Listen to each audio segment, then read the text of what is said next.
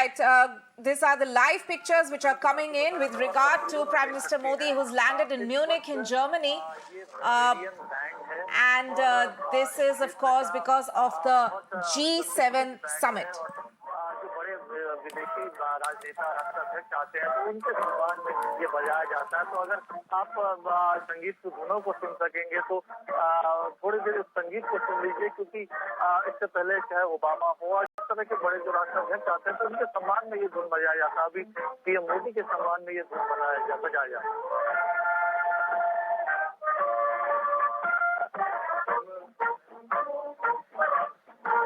है किस तरह से देखते हैं, कितना महत्व आप मानते हैं इसका?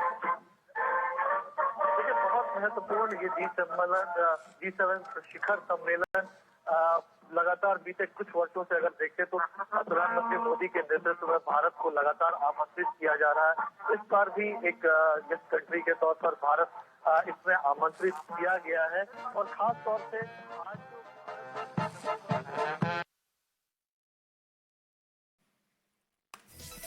Right, Prime Minister Modi there in Munich in Germany. Remember that this is the G7 summit is going to be held in Bavaria.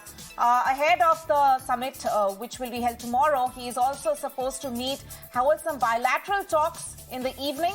He's also supposed to attend an event addressing Indian diaspora in Munich. So those are some of the itinerary events lined up for Prime Minister Modi's visit in Germany.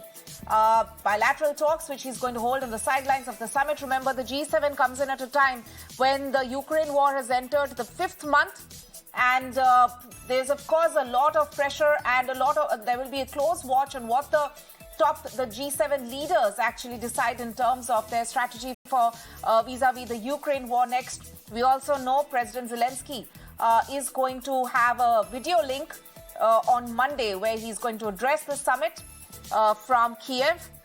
And so with regard to the Ukraine war, of course, that's going to be on the top of the agenda for the G7 summit. Prime Minister, ahead of his visit, has in fact said that he's going to focus on certain issues like food security, health, energy, climate change, as well as counterterrorism. Those are some of the aspects that Prime Minister, ahead of his visit to Germany, had in fact highlighted as India's priorities. But there's, of course, also the question as to whether or not the G7 leaders are going to decide anything with regard to capping Russian oil use, Russian energy use. But India has, of course, reiterated in the past that it's going to take these decisions protecting its own energy as far as protecting and keeping an eye on its own energy needs. I'm joined on the phone line by Maruf Raza, a top strategic affairs expert. Maruf, give us an understanding of why this G7 summit is so significant, coming at a time when the Ukraine war has in fact entered its 5th month. There's a lot of talk about how there's a lot of strain on the European countries now, and the strategy or the kind of effort that they had put in initially as far as helping out Ukraine is concerned. That seems to be in a way showing some signs of fatigue. Yes, you're right. As far as Europe is concerned, couple of things stand out. One is the fact that Europe has its limitations as far as dealing with a Russia-type invasion of Ukraine, simply because Europe had given up the idea of defending itself against any ground forces-led military activity, which was what the Europeans had argued was a 19th, 20th century phenomenon. The second aspect is that Europe has still great energy linkages to Russia, and the sanctions that are being imposed in the case of Russia have somehow allowed Europeans to veer away from the sanction regime simply because they have insisted on their helplessness to defend their own requirements. The third aspect is that Europe remains continuously dependent on America and its policies vis-a-vis Russia. The Americans don't want this conflict to end so easily for two reasons. One is to show Russia as a completely depleted military power, which is the aim of the Biden administration after the humiliation in Afghanistan. And the second is the American arms industry is benefiting from the ongoing conflict by which they get the Europeans to buy American military systems and pump it into Ukraine. So these I call are passive measures to deal with the Russians.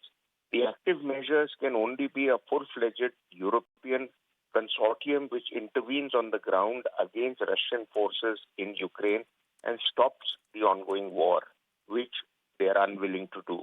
As far as the Prime Minister's visit is concerned to Germany, it's at the invitation of the German Chancellor, and this has become a tradition that in places where India is not a formal member of a G7 or G20 bloc, India gets invited by the host country, as was invited earlier to the UK by Boris Johnson, to basically indicate the importance of India to the Western world in countering autocracies led by China and Russia. The Indian government is going to take a firm stand about not openly coming out against Russia, because this is a war in Europe which the Europeans have to address.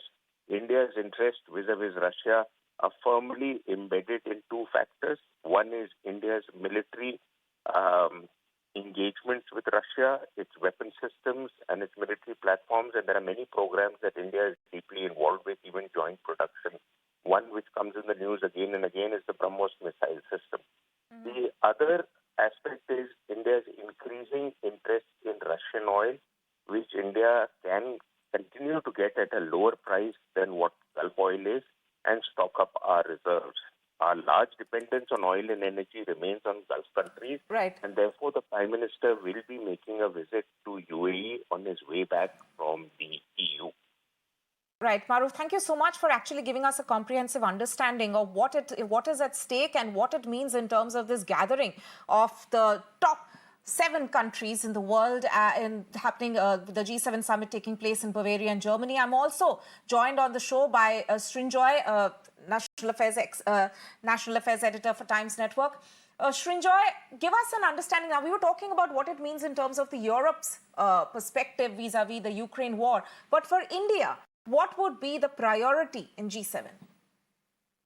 Well, the most important thing, even before he goes for the G7 meeting at just now, he will have to. First, he will meet the Indian community this local time, and then he will meet his friend and BRICS partner, Mr. Bolsonaro, the president of Brazil.